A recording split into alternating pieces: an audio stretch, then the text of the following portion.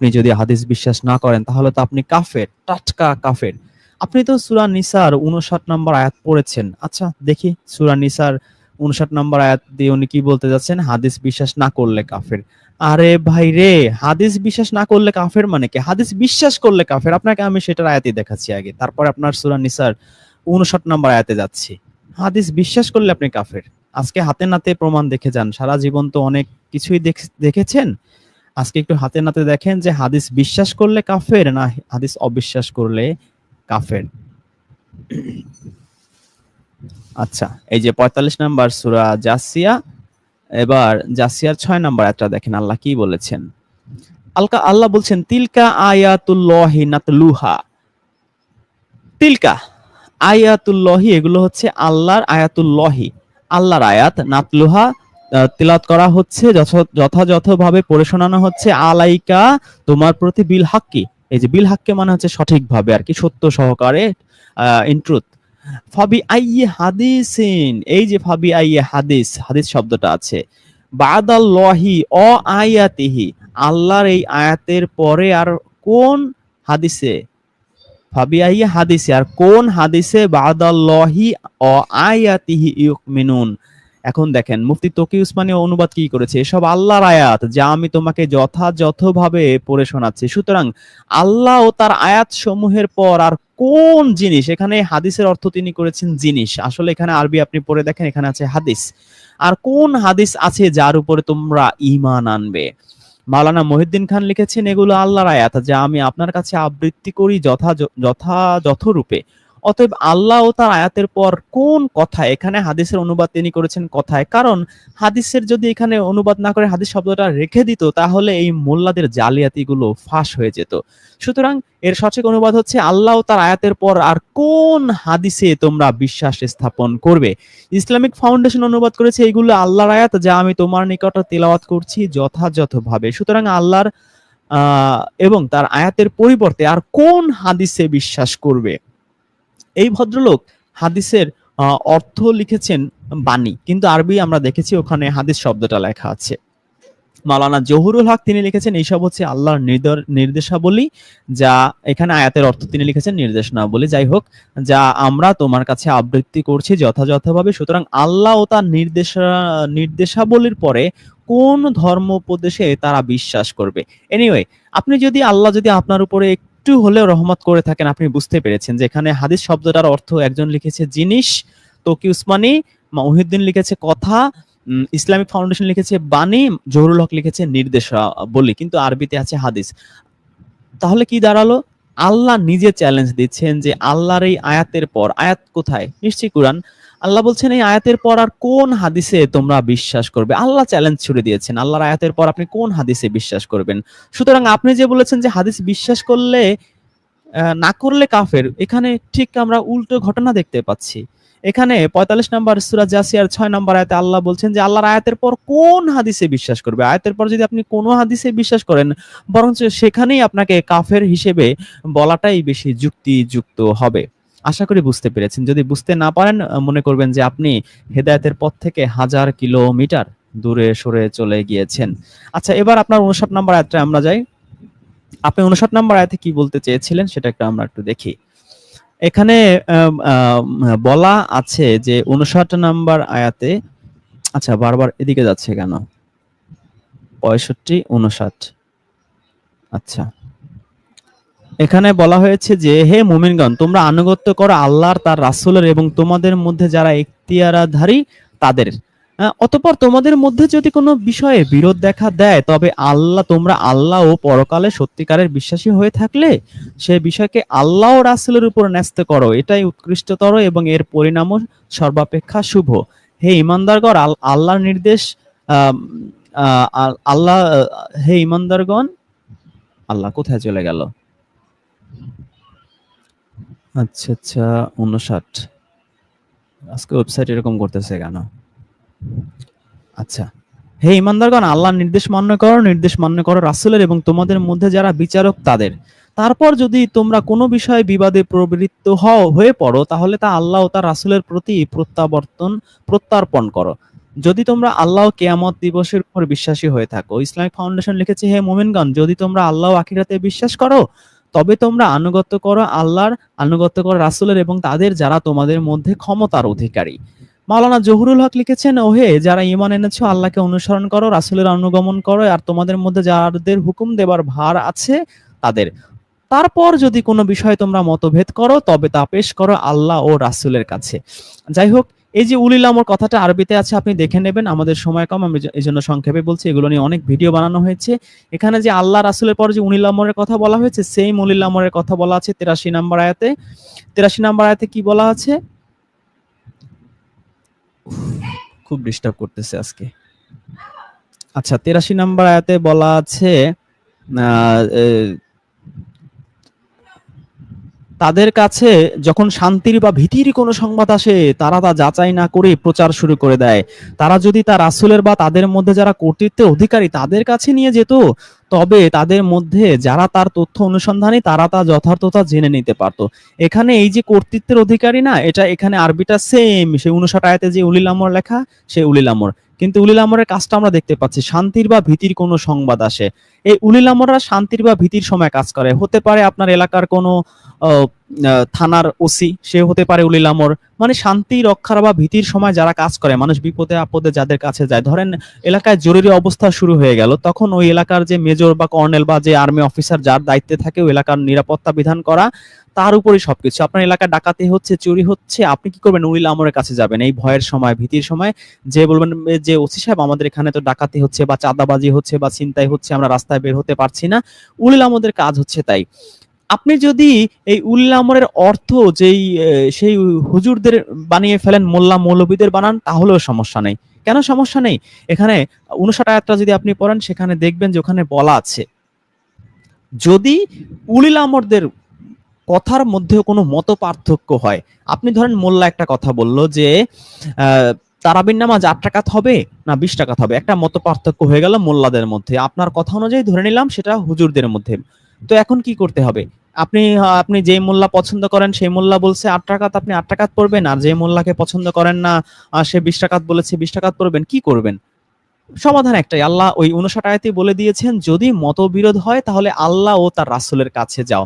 এখন রাসূলের কাছে যাওয়া মানে কি? আপনি কি সেই মদিনায় যাবেন রাসূলের কবরের কাছে, নাকি বুখারী তিরমিজির কাছে যাবেন? না, আল্লাহ এবং রাসূলের পার্থক্য করা যাবে না।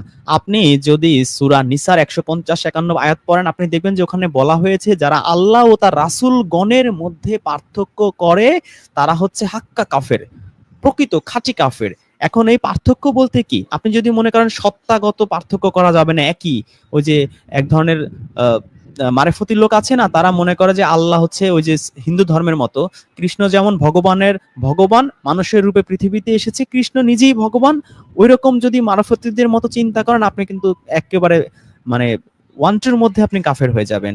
সত্তাগত পার্থক্যের কথা এখানে বলা হচ্ছে না যে নবী মুহাম্মদুর রাসূলুল্লাহ বা নবী মুসা বা নবী ঈসা তার রূপ ধরে আল্লাহ পৃথিবীতে নেমে এসেছে, এটা চিন্তা করলেই আপনি আপনি শিরক হয়ে যাবেন। কারণ আল্লাহ সূরা ইখলাসে বলে দিয়েছেন তার মতো কিছুই নেই, তার মিসালের মতো কিছুই হবে না, আপনি কল্পনাই তো করতে পারবেন না। তার মতো যদি কিছু কল্পনাও আপনার আসে, সেই কল্পনাটাকে আপনার ছুঁড়ে ফেলে দিতে হবে।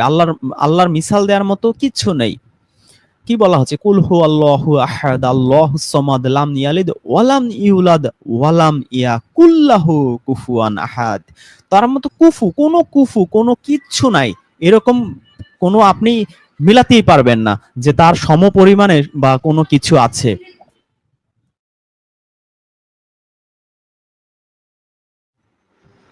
সুতরাং আপনার কি করতে হবে?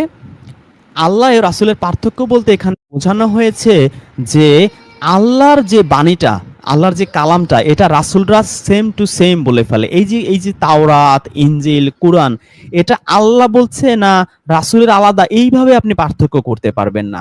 এটা রাসূলের মুখ দিয়ে আসছে কিন্তু আসলে এটা আল্লাহরই কালাম। এই পার্থক্যটা আপনি করবেন না আরকি, সেটা বোঝানো হয়েছে, সত্তাগত পার্থক্য না। আল্লাহ এবং রাসূলের একটা জায়গায় হচ্ছে কমন, সেটা কি? রাসূল কেন রাসূল হয়? রাসূল হয় কারণ তারা আল্লাহর কালামটা প্রচার করে। আল্লাহর কালাম প্রচারের ক্ষমতা বা দায়িত্বটা পাওয়ার কারণেই একটা সাধারণ মানুষই রাসূল লেভেলে চলে যায়। বলতে পারেন রাসূল একটা উপাধি। এই উপাধিটা এমনি এমনি দেয়া হয় না। আল্লাহর কালাম প্রচার করবে, এই ডেজিগনেশনটা দেওয়ার কারণেই ওই ব্যক্তিটাকে রাসূল বলা হয়। ধরুন নবী মুহাম্মদ রাসূলুল্লাহকে যদি রাসূল নির্বাচিত না করে হযরত আলীকে নির্বাচিত করতো, তাহলে ঘটনাটা কি ঘটতো? আপনি কিন্তু নবী মুহাম্মদ রাসূলুল্লাহকে এত মূল্যায়ন করতেন না। সুতরাং এই রাসূল নির্বাচিত করা এটা হচ্ছে আল্লাহর ইখতিয়ার। আল্লাহ যদি হযরত আলীকে রাসূল বানাতেন, তিনি হতেন। হযরত আবু বকরকে বানালে তিনি হতেন। সুতরাং তারা নিজেরা খুব বেশি কোয়ালিফাইড, এই কারণে যে তাদের খুব সম্মান করতে হবে বিষয়টা তা না। তাদেরকে আমরা সম্মান করব কারণ আল্লাহ রাব্বুল আলামিন তাদেরকে মনোনীত করেছেন, সিলেক্টেড করেছেন, বাছাই করেছেন।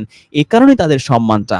সুতরাং আল্লাহ ও রাসূলের মধ্যে পার্থক্য করা যাবে না, মানে হচ্ছে এই কুরআনের পার্থক্য করা যাবে না যে এটা আল্লাহর পক্ষ থেকে আসছে না রাসূলের কাছ থেকে আসছে। সেম জিনিস, আল্লাহর কালাম, রাসূলের বাণী। সুতরাং এই যে ৫৯ আয়াতে বলা হলো যে আল্লাহর আনুগত্য করো, রাসূলের আনুগত্য করো। এখন আপনি রাসূলের আনুগত্য মানে কি? আপনি কবরে গিয়ে কি তার আনুগত্য করবেন? তিনি উঠতে বললে উঠবেন, বসতে বললে বসবেন? না। এই মূল রিসালাতটাই হচ্ছে এই কুরআনটা। রাসূল রিসালাত আপনি মিলিয়ে দেখতে পারেন, একই সেম জিনিস। এই রিসালাতটা দেওয়ার কারণেই তিনি রাসূল হয়েছেন। সুতরাং এই রাসূলের আনুগত্য মানে হচ্ছে এই কুরআনের আনুগত্য করো। আপনি যদি সূরা মায়েদা পড়েন, আপনি দেখবেন যে রাসূল কি নিজে নিজে কোনো মাসলা, মাসাইল, বিচার, ফায়সালা কোনো কিছু করতে পারতেন? এটা পারতেন না। আপনি যদি সূরা মায়েদার ৪৮ নম্বর আয়াত পড়েন, আপনি দেখবেন যে ওখানে পরিষ্কার করে বলা হয়েছে যে রাসূলের কোনো এখতিয়ারই ছিল না। যে এখানে ৪৮ নম্বর আয়াতে বলা হচ্ছে যে তোমরা, আচ্ছা ৮ এ চলে যাচ্ছে কেন? ৪৮ নম্বর আয়াতে বলা হচ্ছে যে এবং হে মুহাম্মাদুর রাসূল সাল্লাল্লাহু আলাইহি ওয়াসাল্লাম, আমি তোমার প্রতি সত্য সম্বলিত কিতাব নাজিল করেছি। এখন বলুন তো এই যে সত্য সম্বলিত কিতাব নাজিল করেছি, এটা কি? নিশ্চয়ই কুরআন। এই কিতাবটা কি? তা পূর্বের কিতাব সমূহের সমর্থক ও সংরক্ষক। তাহলে পূর্বের কিতাব কি? আপনি এই সূরা মায়দা পুরোটা পড়লে আপনি জানবেন যে পূর্বের কিতাব হচ্ছে তাওরাত, ইনজিল বা জাবুর, যাই ধরেন না কেন আপনি, এগুলোর সমর্থক ও সংরক্ষক রূপে। সংরক্ষক কিভাবে? ওই সমস্ত কিতাবে কি কি ভুল চুক ছিল এগুলো কিন্তু কুরআন ধরিয়ে দেয়। কোরআনের এই সূরা মায়দার আপনি প্রথম থেকে পড়লে আপনি জানবেন যে এই তোমার কাছে কোরআন পাঠানো হয়েছে কি করবে? ইহুদি এবং খ্রিস্টানরা যা যা লুকিয়ে ফেলতো তার অনেক কিছুই প্রকাশ করে দেওয়ার জন্য এবং অনেক কিছুই এড়িয়ে যাওয়ার জন্য।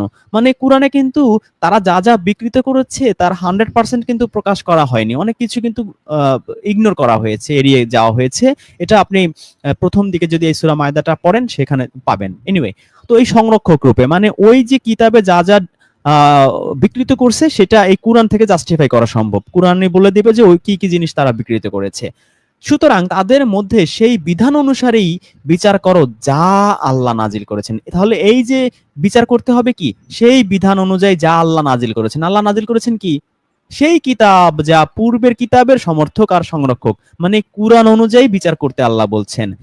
আর তাদের নিকট যে সত্য এসেছে তা ছেড়ে তাদের খেয়াল খুশির অনুসরণ করো না। সরি, আর তোমার নিকট যে সত্য এসেছে, তো সত্য এসেছে কি? আয়াতটার প্রথমেই বলা হয়েছে যে সত্য সম্বলিত কিতাব নাজিল করেছি। তার মানে তোমার নিকট যেই কুরআন এসেছে এই কুরআন ছেড়ে তাদের খেয়াল খুশির অনুসরণ করো না। তোমাদের মধ্যে প্রত্যেক উম্মতের জন্য আমি এক পৃথক শরীয়ত ও পথ নির্ধারণ করেছি। তো এই যে সবার কিন্তু শরীয়ত আলাদা, ইহুদি, খ্রিস্টান, বৌদ্ধ, হিন্দু, মুসলিম সবার কিন্তু শরীয়ত আলাদা আলাদা। শরীয়ত শব্দটা কিন্তু এই কুরআনে এখানে আরবিতে আছে, যদিও এই শরীয়ত কিন্তু আলাদা বানিয়েছে হাদিস টাদিস এগুলো দিয়ে, কিন্তু আল্লাহ এখানে বলে দিচ্ছেন এই শরীয়ত কিন্তু আল্লাহ নিজে নির্ধারণ করেন। আর কি এই পথ নির্ধারণ, এই পথ নির্ধারণ আরবি যদি আপনি দেখেন, আপনি দেখবেন যে ওখানে মানহাজ শব্দটা আছে। সুতরাং এই যে মানহাজ মানহাজ বলে হুজুরা যে চিল্লা পাল্লা করে না, এটা ভুয়া। এই মানহাজ আর এই যে শরীয়ত দুটোই আল্লাহ বানান। আপনি যদি সূরা শুরার 13 নম্বর আয়াত পড়েন, 9 নম্বর আয়াত পড়েন, 21 নম্বর আয়াত পড়েন, সেখানে আপনি এই শরীয়ত শব্দটা পাবেন। এনিওয়ে, তো এই যে আল্লাহ সবার জন্য, সব উম্মতের আলাদা আলাদা, হিন্দুদের শরীয়ত আর মানহাজ আলাদা, খ্রিস্টানদের আলাদা, ইহুদিদের আলাদা, সবার আলাদা আলাদা, বৌদ্ধদের আলাদা, মুসলিমদেরও আলাদা। তো আল্লাহ কি বলছেন? আল্লাহ চাইলে তোমাদের সকলকে একই উম্মত বানিয়ে দিতে পারতেন, মানে সবাই একই ধর্মের হয়ে যেত। আল্লাহ যদি চাইতেন এভাবে করতে পারতেন, কিন্তু পৃথক শরীয়ত এজন্য দিয়েছেন যাতে তিনি তোমাদেরকে যা কিছু দিয়েছেন তা দ্বারা তোমাদেরকে পরীক্ষা করতে পারেন। দ্যাটস দ্য মোস্ট ইম্পর্টেন্ট আয়াত, ইম্পর্টেন্ট পার্ট অফ দিস আয়াত। যে আল্লাহ যাকে যা দিয়েছেন, ইহুদিদের, খ্রিস্টানদের, যাকে যা, যেই ধর্মের যাকে যা দিয়েছেন, এটা দিয়ে তাদের পরীক্ষা করা হবে। সুতরাং তোমরা সৎ কর্মে প্রতিযোগিতা করো। আমাদের কাজ হচ্ছে এই হিন্দু, বৌদ্ধ, খ্রিস্টান, ইহুদি বা শিয়া, সুন্নি, আহলে হাদিস, যে যেখানেই থাকুক না কেন, যে যেই শরীয়ত, যেই মানহাজি মেনে চলুক না কেন, আমাদের কাজ হচ্ছে সৎকর্মে প্রতিযোগিতা করা। তোমার মাঝহাব ভুয়া, তোমার মাঝহাবে 8 টাকা 10 টাকা, তুমি জোরে আমিন বলো, এটা হবে না, এইটা প্রতিযোগিতা করতে আল্লাহ বলেনি যে তোমারটা বেশি সঠিক না আমারটা বেশি সঠিক। আল্লাহ বলছেন ওটা নিয়ে তোমার মাথা ঘামানোর দরকার নেই। প্রত্যেকের আলাদা আলাদা শরীয়ত, আলাদা আলাদা মানহাজ। তোমার কাজ হচ্ছে তুমি ভালো কাজে, সৎ কাজে প্রতিযোগিতা করো। এখন এই সৎ কাজ, ভালো কাজ বলতে তো আমরা মনে করি কি তসবি টিপা, হকমালা হকমালা জিকির করা, এইসবকে আমরা, বা কাবা ঘরে গিয়ে পাথর চুমু দেয়া, এগুলো কিন্তু কাজ না। সৎ কাজ, আপনি কোরআন যদি পড়েন, আপনি দেখবেন যে এই যে রিক্সা চালায়, এই রিক্সা চালানোটাও একটা কাজ। সে যদি আল্লাহর নির্দেশ অনুযায়ী রিক্সা চালায়, এটাই হচ্ছে তার জন্য সৎ কাজ। এই রিক্সা চালিয়ে সে জান্নাতে যেতে পারবে। একজন মাছওয়ালা, একজন তরকারিওয়ালা, একজন যে গৃহিণী, সে ওই যে ঘরের যে কাজটা করে, এই কাজটা করেই সে জান্নাতে যেতে পারে, জাহান্নামে যেতে পারে। কিভাবে? That is a question. একজন মাছ বিক্রেতা, তিনি কি করেন, তার বাজারে, যেই বাজারে তিনি এই মাছ বিক্রির কাজটা করেন, ওখানে আরো 20 জন মাছ বিক্রেতা আছে। ওই 20 জনের 19 জন কি করে, তারা হয়তো পচা মাছ বিক্রি করে, বেশি দামে বিক্রি করে, সুযোগ পেলে কাস্টমারদের 200 টাকা কেজি কিনে ওটা 300 বা 350 টাকা বিক্রি করে। অনেক সময় মাছ পচে গেলেও কাস্টমারদের বলে, না না না না না, মাছ ভালো আছে, নিয়ে যান ভাই, নিয়ে যান, ভালো হবে ভালো হবে, এটা বলে আপনার কাছে বেশি দামে বিক্রি করছে, মিথ্যা বলে বিক্রি করছে। আবার অনেক সময় কি হয়, সে জালিয়াতি করে, ওজনে কম দেয়, এরকম বিভিন্ন ধরনের ধাপ্পাবাজি করে সে মাছগুলা বিক্রি করে। এখন ওই 20 জনের মধ্যে একজন মাছ ওয়ালা আছেন যিনি কখনো এই ধাপ্পাবাজিগুলো করেন না। তিনি কখনো ওজনে কম দেন না, কখনো কাস্টমারদের সাথে খারাপ ব্যবহার করেন না, কখনো ধোঁকাবাজি করেন না, কখনো প্রতারণা করেন না। তিনি কাজটা খুব সঠিকভাবে করেন। যদি কখনো পচা মাছ হয় বা মাছটা একটু নরম হয়ে যায়, কাস্টমারদের বলে যে ভাই, মাছটা কিন্তু একটু নরম আছে, একটু দেখে শুনে নিয়েন বা একটু হালকাভাবে কাইটেন, আর একটু নরম তো, এই জন্য আমি আপনার কাছ থেকে দামটা একটু কম রাখছি। এইভাবে খুব অনেস্টলি ব্যবসা করে। এই যে মাছ বিক্রির কাজটা করছে, এই মাছ বিক্রির কাজ করেই সে জান্নাতে চলে যেতে পারে। দ্যাট ইজ কাজ, দ্যাট ইজ ওয়ার্ক। আমরা প্রত্যেকটা মুসলিম বা যারা নিজেদের মুসলিম দাবি করি, আমরা যে যেই কাজ করি, ধরুন একজন গৃহিণী, তার কাজ কি, ওই রান্না বান্না করা, স্ত্রী সন্তান স্বামী, এগুলোই সে করে, আলাদা কোনো চাকরি বাকরি ব্যবসা বাণিজ্য কিছু করে না। এই কাজটাই তার জান্নাতে নিয়ে যেতে পারে, জাহান্নামে নিয়ে যেতে পারে। ধরেন ওই নারীর আরো 50টা নারী আছে, তাদের বিয়ে হয়েছে আর কি, তার সমবয়সী। তো তারা কিভাবে করে, স্বামী যদি একটু চা চায়, আগে বলতে পারো না, ঝাড়ি ঝুড়ি দিয়ে বা বকা দিয়ে তারপর চাটা দেয়, বা খুব খারাপ বিহেভ করে, রান্না বান্নার সময় এরকম করে, অনেক সময় খারাপ রান্না করে, বা ভালো রান্না করলেও, মন দিয়ে রান্না করলেও, ওই যদি কেউ একটু বেশি চায় একটু তাচ্ছিল্য করে, বা বাজারটা এরকম করছো কেন, আজকের মাছটা পচা কেন, আজকের সবজিটা ওইরকম কেন, ওইটা আনো নাই কেন, স্বামীর সাথে অল টাইম ঝগড়া করে, খেদমতো করে, কিন্তু বিহেভ খারাপ করে। এরকম বিভিন্ন ভাবে সে কিন্তু পুরো ঘরের সবাইকে বলতে গেলে টর্চার করে ম্যাক্সিমাম। আরেকজন নারী আছেন, তার স্বামী সন্তান স্ত্রী সবার সাথে থাকেন, রান্না বান্না সবকিছুই করেন, কিন্তু তিনি অত্যন্ত ধৈর্যশীল। স্বামী অনেক কিছু, অনেক কষ্ট দেয়, যন্ত্রণা দেয়, সহ্য করেন। সন্তানদের সবার টেক কেয়ার গুলো করেন। তারা যে কষ্টগুলো দেয়, কখনো মুখে মুখে বলেন না আজকে বাজারটা এরকম করছো কেন, ওইটা করো নাই কেন, সেইটা করো নাই কেন। এইভাবে সে তার সারাটা জীবন কাজ করছে। ওই যে কাজটা করেছে, এই আমলটা, এই কাজটাই তার জান্নাত বা জাহান্নামের জন্য যথেষ্ট।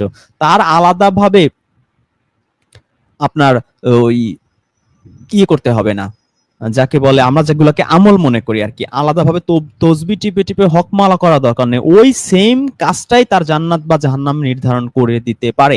সূরা মুলকের 2 নম্বর আয়াত যদি আপনি পড়েন, আপনি দেখবেন যে আল্লাহ কি বলছেন, আল্লাযী খলাকাল মাউতা ওয়াল হায়াতা লিয়াবলুয়াকুম আইয়ুকুম আহসানু আমালা। আল্লাহ জন্ম মৃত্যু সৃষ্টি করেছেন আইয়ুকুম আহসানু আমালা, যে তোমাদের মধ্যে আমলে কে শ্রেষ্ঠ, কর্মে কে শ্রেষ্ঠ। ভাই, এই কর্মটাই হচ্ছে ধর্ম। আপনার কর্মই আপনাকে জান্নাত বা জাহান্নামে নিয়ে যেতে পারে। আপনি এলাকার একজন এমপি বা চেয়ারম্যান, আপনার ওই কর্মই আপনাকে জান্নাত বা জাহান্নামে নিয়ে যেতে পারে। আপনি একজন রিকশাওয়ালা, আপনার ওই কর্মই আপনাকে জান্নাত বা জাহান্নামে নিতে পারে। আপনি গৃহিণী হন, ডাক্তার হন, ইঞ্জিনিয়ার হন, আপনি ডাক্তার, ওই ডাক্তারই, ওই কর্মটাই আপনাকে জান্নাত নিয়ে যেতে পারে, জাহান্নামে নিয়ে যেতে পারে। আপনি যদি কোরআন ভালো করে পড়েন, আপনি দেখবেন যে এই কর্ম বলতে আল্লাহ, এই আমরা যে কাজগুলো করি, এগুলো কি মিন করেছেন। এই কর্মই আমাকে জান্নাতে নেবে, আমাকে জাহান্নামে নেবে। ওই তসবি টেপা, জোরে আমিন আস্তে আমিন, এগুলো ভাই আমি অ্যাটলিস্ট কোরআনে খুঁজে পাই নাই। আপনি পেয়েছেন কিনা জানি না, আমি যা পেয়েছি আমি এইভাবেই পেয়েছি। সুতরাং এই আল্লাহ এই সৎ কর্মের প্রতিযোগিতা করতে বলেছেন এখানে। এরপর আল্লাহ বলেছেন তোমাদের সকলকে আল্লাহর দিকে ফিরে যেতে হবে, অতঃপর যে বিষয়ে তোমরা মতভেদ করেছিলে সে সম্পর্কে তিনি তোমাদেরকে অবহিত করবেন। এই যে মতভেদ, মত পার্থক্য ধর্ম নিয়ে, তোমারটা সঠিক আমারটা ব্যাঠিক, তোমার 8 রাকাত আমার 10 রাকাত, তোমার জোরে আমিন আমার আস্তে আমিন, এই যত মতভেদ আমরা করি এগুলো আল্লাহ আমাদের মৃত্যুর পরে আল্লাহ নির্ধারণ করে দিবেন। সুতরাং এই আয়াত আমাদের পরিষ্কার বুঝিয়ে দিচ্ছে যে আসলে আল্লাহ রাসূল অনুসরণ মানে কি। আল্লাহ রাসূল নিজেই কিতাবের অনুসরণ করেছেন, কিতাব অনুযায়ী মাসলা মাসাইল ফায়সালা রায় সবকিছু তিনি দিয়েছেন। তার তো এর বাইরে যাওয়ার সুযোগ ছিল না। সুতরাং আপনি আমি যদি মনে করি যে আমরা রাসূলের অনুসরণ করি মানে কি রাসূলের মতো দাড়ি টুপি জুব্বা এগুলো, বা লাউ খাওয়া খেজুর খাওয়া, এগুলো তো অনুসরণ না। রাসূল কি অনুসরণ করেছেন? সূরা আনামের 19 আয়াত আপনি পড়ে দেখেন, সূরা আহকাফের 9 নম্বর আয়াত পড়ে দেখেন যে আমি তো নতুন কোন রাসূল নই, আমার উপর যা ওহী করা হয় আমি শুধু তাই অনুসরণ করি। সুতরাং এই আল্লাহ রাসূলের উপরে যা ওহী করা হয়তো তিনি শুধু তারই অনুসরণ করতেন। তিনি নিজে নিজে বুখারী তিরমিজি এগুলো লিখে লিখে সেগুলো অনুসরণ করার প্রশ্নই ওঠে না। কোরআনে অ্যাটলিস্ট আমরা খুঁজে পাই নাই। আপনি যদি খুঁজে পেয়ে থাকেন কাইন্ডলি আমাদেরকে একটু দেখিয়ে দেবেন।